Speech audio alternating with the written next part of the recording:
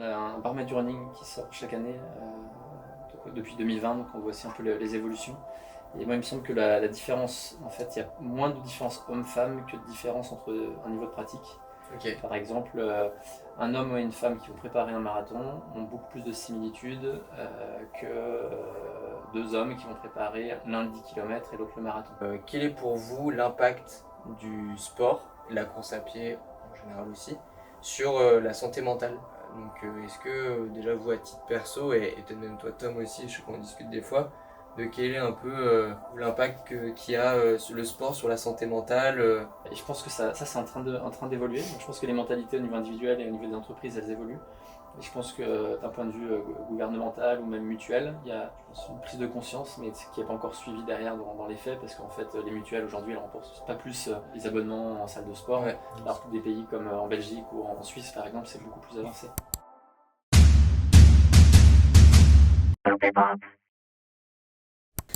Donc on va pouvoir partir sur cette dernière partie du podcast, qui est un peu plus rapide, c'est la causerie et la deuxième mi-temps. Alors pour la causerie, en gros, très rapidement, c'est juste un sujet de discussion sur lequel on voulait se focus, mais qui, voilà, avoir votre avis sur ça rapidement. Et on en a un peu parlé, donc je pense que ça va être assez rapide, c'est justement le profil du runner qui évolue très vite, qui évolue énormément.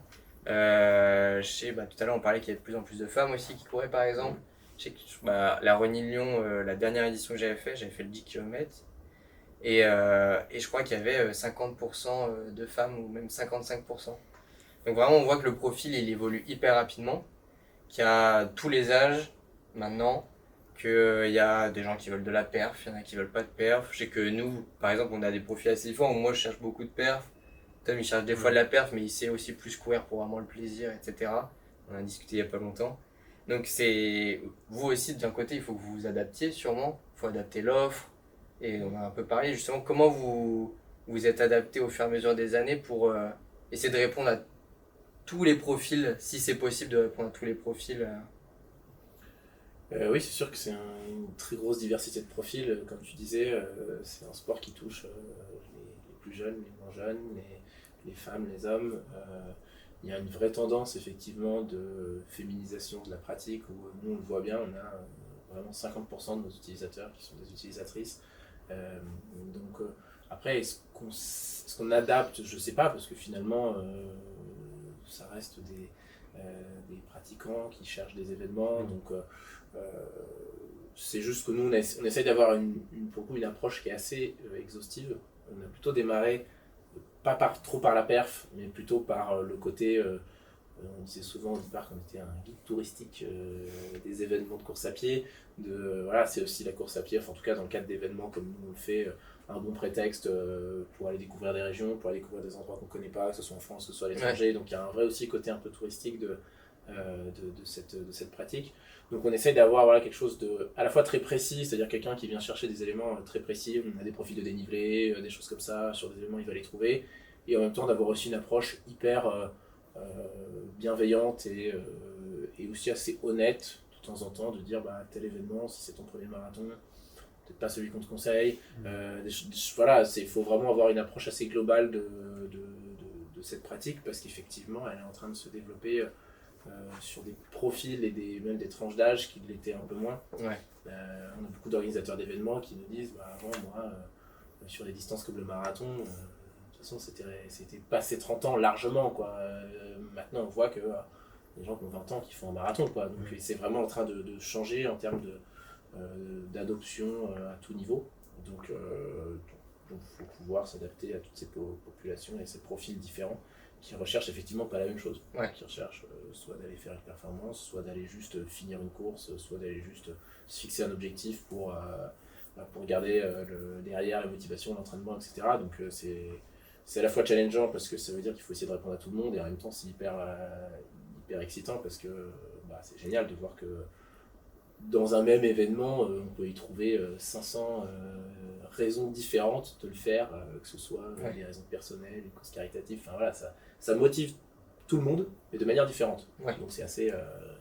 je suis pas sûr qu'il y ait beaucoup de choses dans la vie qui motivent à ce point-là tout le monde de manière différente. Ouais. Donc c'est chouette. Ok, du côté de Motion, c'est un peu... Je partage 100% du constat. On a un baromètre du running qui sort chaque année depuis 2020, donc on voit aussi un peu les évolutions. Et moi, il me semble que la différence, en fait, il y a moins de différence homme-femme que de différence entre un niveau de pratique.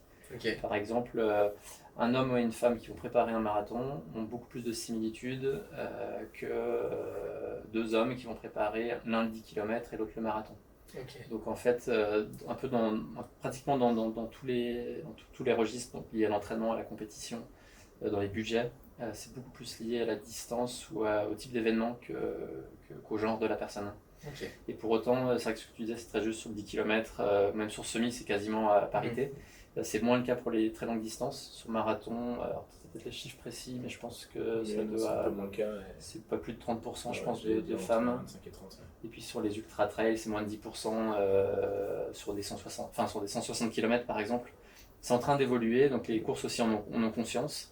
Je pense que l'accompagnement aussi que les coureuses peuvent avoir aussi avec des applications de coaching, je pense que ça peut aussi aider à féminiser un peu plus la pratique et de se dire qu'avec le bon entraînement, elles sont largement aussi capables, voire parfois même plus capables que des hommes de réussir ce type de distance. Donc ça reste des tendances fines. On voit quand même une petite augmentation sur les longues distances pour le public féminin et puis je pense que ça va se renforcer. Je pense que ça ne sera jamais à 50-50, mais ça va quand même se rejoindre un petit peu à un moment donné. Et puis voilà, en termes de budget, ouais, ça ressemble beaucoup. Et puis je sais plus ce que je voulais dire sur les différences. Non, mais en tout cas, on est sur un marché qui est porteur et comme tu disais aussi, qui se rajeunit de plus en plus. Oui. Puis juste déjà comme tu dis, le fait d'inclure dans l'appli le cycle menstruel, ça c'est quelque chose qui est pas pris en compte. Enfin, aujourd'hui c'est très rarement pris en compte dans en effet la pratique du sport pour les femmes. Il y a d'autres choses qui rentrent en compte, donc c'est déjà bien aussi d'avoir des informations comme ça parce que ça joue sur les paires. Surtout que la course à pied, je pense on l'a dit, c'est le sport très accessible. Enfin, moi à titre perso, je trouve pas que ce soit typé pour hommes ou pour femmes, là où tu as des sports où tu dis ah ouais, c'est sûr qu'il y a plus d'hommes que de femmes. La course à pied, tellement que tout le monde peut le faire quand il veut, où il veut, etc., qu'il n'y a pas forcément trop de barrières, en tout cas mentales, on va dire. Donc c'est ça qui est intéressant aussi, quoi. Donc, j'ai retrouvé ce que je voulais dire, c'est aussi il y a aussi de moins en moins de cloisonnement entre route et trail. Ok. Il y a quasiment 50% des coureurs qui font un petit peu l'un et un petit peu l'autre. Et d'ailleurs, il y a une marque comme Salomon qui a sorti un nouveau type de chaussures qu'ils ont appelé le gravel, comme finalement sur le vélo. Ouais. Alors, je ne sais pas du tout ce que ça dit en termes de chiffres, mais en tout cas, ça montre que les marques ont aussi de plus en plus conscience du fait d'une polyvalence en fait, entre les différentes disciplines, comme on pourrait le dire. Et je pense qu'il n'y a pas quelqu'un qui fait que du marathon toute l'année. Il y a des gens qui vont faire des distances différentes en fait, et puis il y a des typologies de terrain différents. Et donc c'est ça qu'il faut aussi comprendre, je pense, c'est qu'il y a une diversité des coureurs qui est vraiment très forte. Et on le voit aussi en termes de morphotypes, on voit vraiment des morphotypes hyper différents, des gens très fins, des gens en surpoids. Et je pense que c'est super en fait que chacun puisse avoir accès finalement à la course à pied. Et justement là où des personnes en surpoids, on pouvait leur dire, quand elles allaient voir le médecin, on pouvait leur dire bah non, tu fais pas de course à pied. Maintenant il y a quand même un frein qui a été levé, c'est le certificat médical qui n'est plus obligatoire pour participer à une course. Et autant je pense que c'est quand même bien d'aller voir un médecin pour faire un check-up de temps en temps, mais en tout cas on voit que certains freins administratifs sautent et ça doit aussi participer à l'augmentation de la pratique en compétition notamment. Ouais, c'est sûr. Avec le PP, c'est ça que... Ouais, c'est ça, c'est un parcours de prévention santé. Et c'est sûr que c'était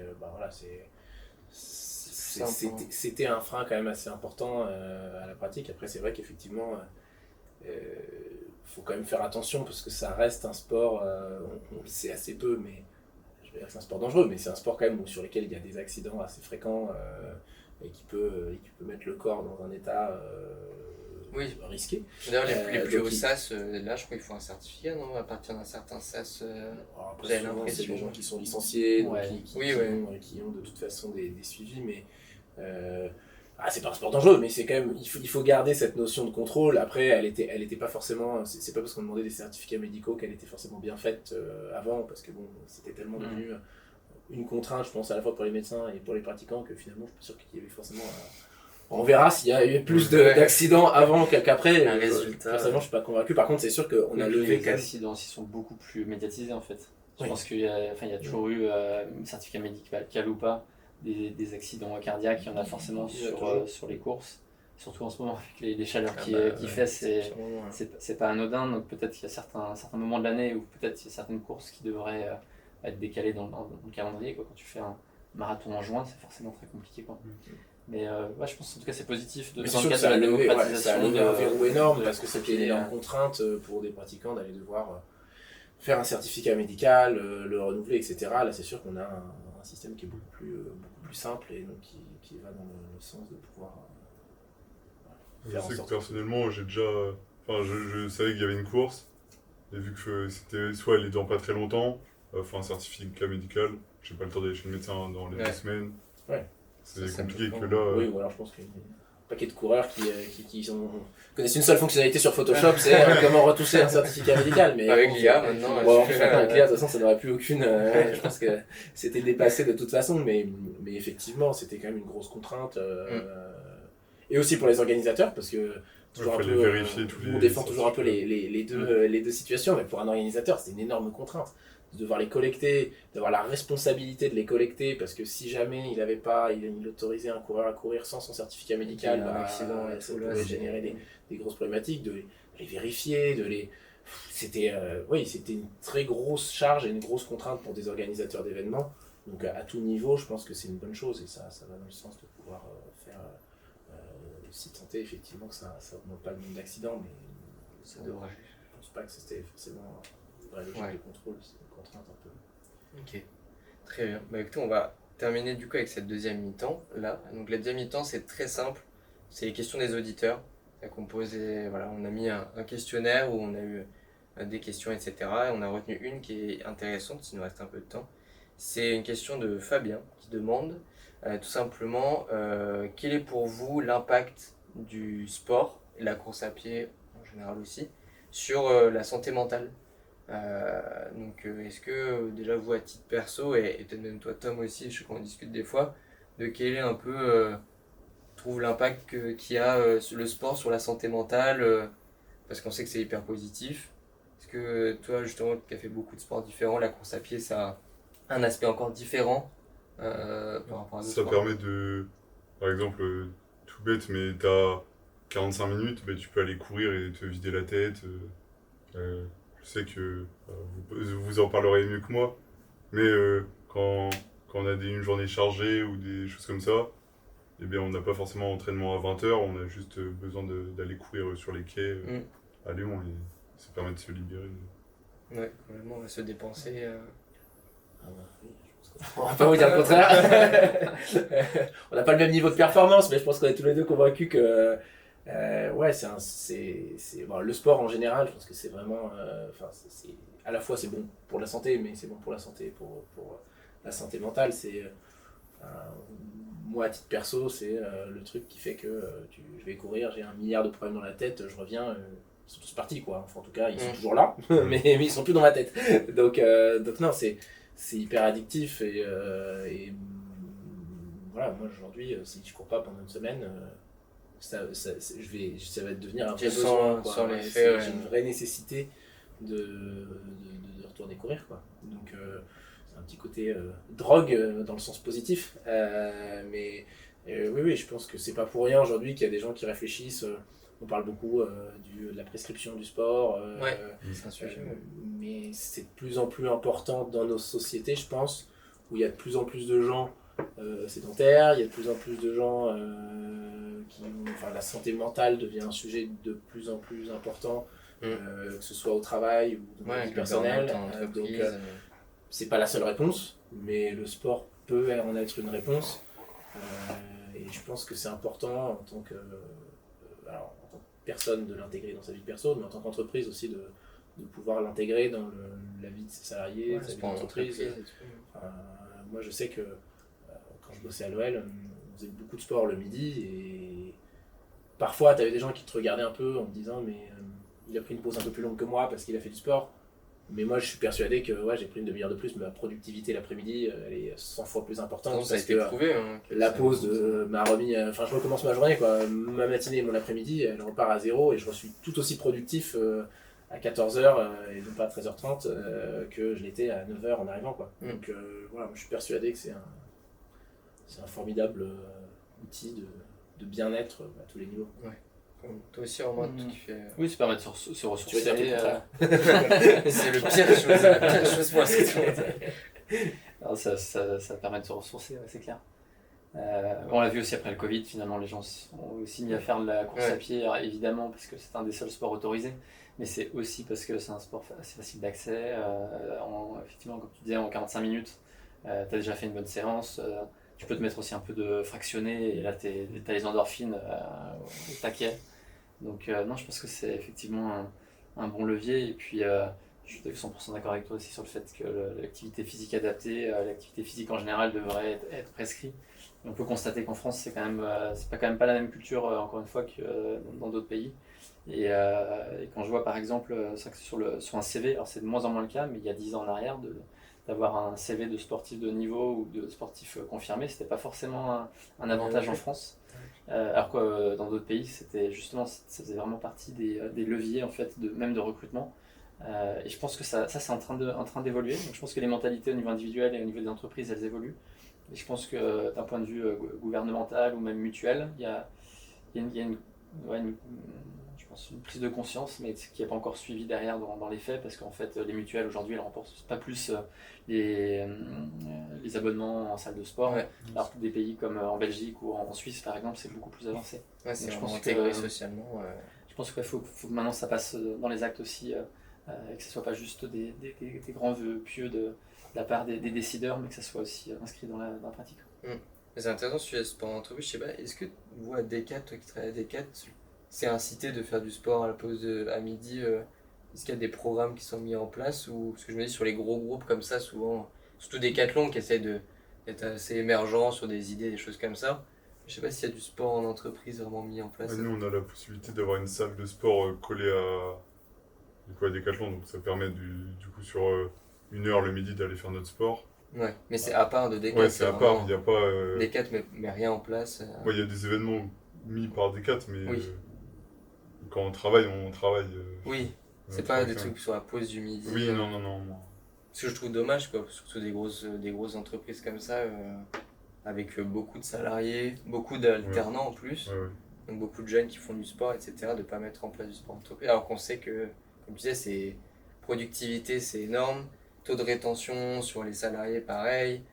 À Lyon, il y a un exemple, c'est Xefi. Xefi, c'est une boîte qui inonde dans la pratique le sport de ses salariés jusqu'à avoir des infrastructures qui sont presque à l'origine pensées pour que les salariés puissent faire du sport. Enfin, ils ont annoncé qu'ils refaisaient tout un campus de bureaux. Enfin, ça fait rêver, quoi. Il y a une piscine, il y a une piste d'athlée. C'est... Ah ouais, c'est... Il y a des salles de réunion avec les grands champions, Exactement. Bekele, Alors après, je sais pas s'ils ont poussé le truc jusqu'à aller regarder, comparer des productivités, des choses comme ça, mais en tout cas, ils savent que c'est une volonté. C'est un modèle d'exemple de à quel point ils ont poussé le fait d'inciter les salariés à aller faire.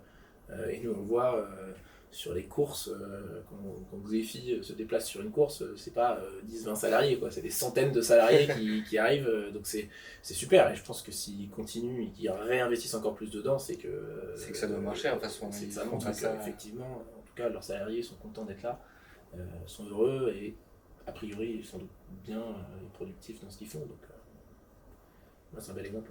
Ok, super. Bah écoutez, je pense qu'on arrive à la fin de cet épisode. Je vous remercie déjà. Merci Tom d'avoir participé. Ça va, t'as apprécié l'expérience podcast? Pas très à l'aise, mais ça va. Ouais, peut-être revenir une prochaine fois sur un épisode. Merci à vous deux, Romain et Benoît. J'espère que vous avez apprécié l'expérience. C'est 2 projets que nous on connaît bien, en tout cas Motion Coach et Finishers.